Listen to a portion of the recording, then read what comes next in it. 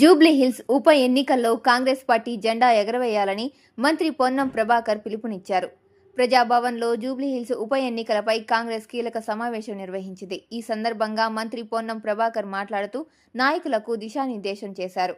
ప్రభుత్వ పథకాలను ప్రజల్లోకి తీసుకువెళ్లాలన్నారు. నూతన రేషన్ కార్డులు, సన్నబియ్యం, 200 యూనిట్ల ఉచిత విద్యుత్, వడ్డీ లేని రుణాలు, ఆర్టీసీలో మహిళలకు ఉచిత బస్సు ప్రయాణం పథకాలను ఇంటింటా ప్రచారం చేయాలని సూచించారు.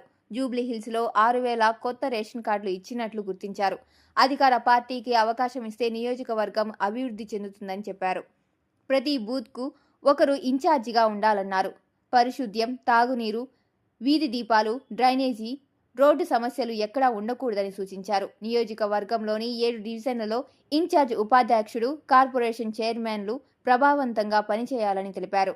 డివిజన్లో కార్యాలయాలు ప్రారంభించుకోవాలని, బూత్ వారీగా రేషన్ కార్డులు, ఇందిరమ్మ ఇళ్లు, పెండింగ్లో ఉన్న ఇతర ప్రభుత్వ పథకాలను పూర్తి చేయాలన్నారు. సమావేశంలో మంత్రులు పొన్నం ప్రభాకర్, తుమ్మల నాగేశ్వరరావు, వివేక్ పాల్గొన్నారు.